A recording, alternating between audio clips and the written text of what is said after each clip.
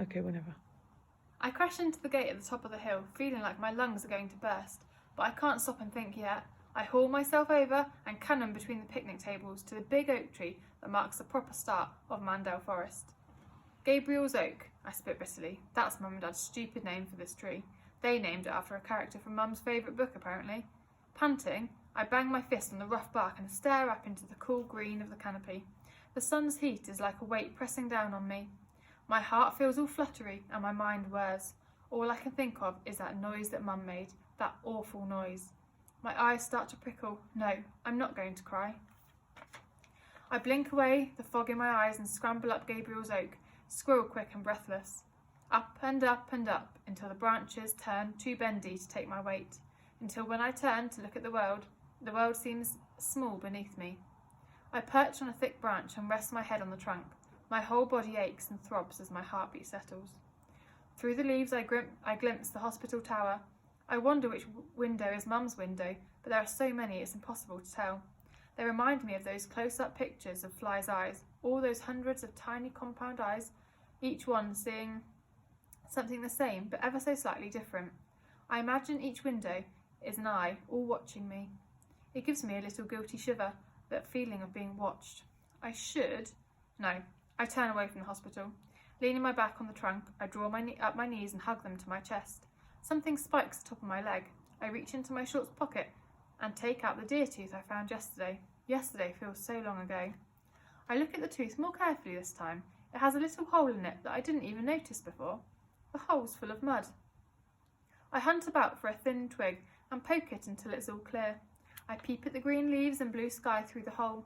Close up, I can see minuscule markings scratched onto the tooth's surface, a stripy pattern almost. Squinting, I count the tiny lines. There are 12 of them, 12 like me. I bite my lip. It's my birthday and everything's wrong. I bounce the tooth's pointy tip on the fat part of my thumb. Voices. Someone's coming. I shove the deer tooth back in my pocket and sit very still.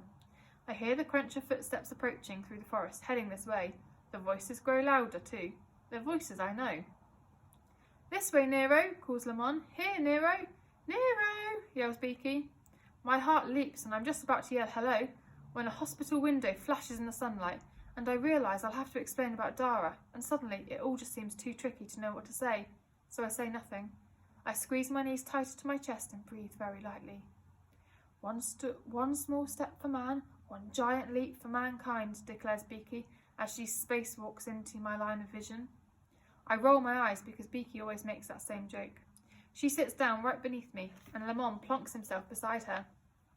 I can still hear Nero rustling about in the bushes somewhere.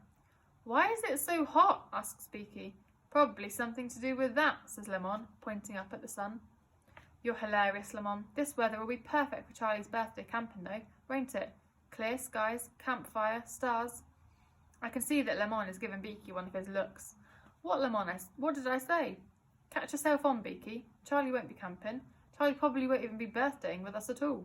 Charlie will probably just be sitting around at home singing Twinkle, Twinkle, Little Star and changing nappies and stuff.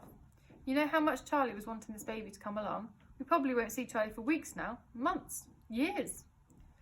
Up in my hiding spot, my stomach drops. It's like they're describing a different Charlie, a Charlie that should have been me. Beaky picks a blade of long grass and chews on it like a yokel. It's only a baby, she mumbles grumpily. You're only a baby, says Lamont. Beaky sticks her long grass in Lamont's ear. He leaps up with a yell and Nero bounds protectively out of the trees, barking. Save me, Nero! Beaky's attacking me, Lamont laughs, and so does Becky. I come in peace, she says, putting her hands up. Nero sees it as an invitation and clambers all over her, licking her face. I smile, and a big part of me aches to come down from this stupid tree and just muck around with my friends like normal. Or maybe they'll even help me, know what I should do. I'm just about to reveal my hiding place by starting to drop acorns on their heads when Lamont's phone rings. His eyebrows crinkle down as he looks at the screen. It's Charlie's dad, he says, and my blood goes cold.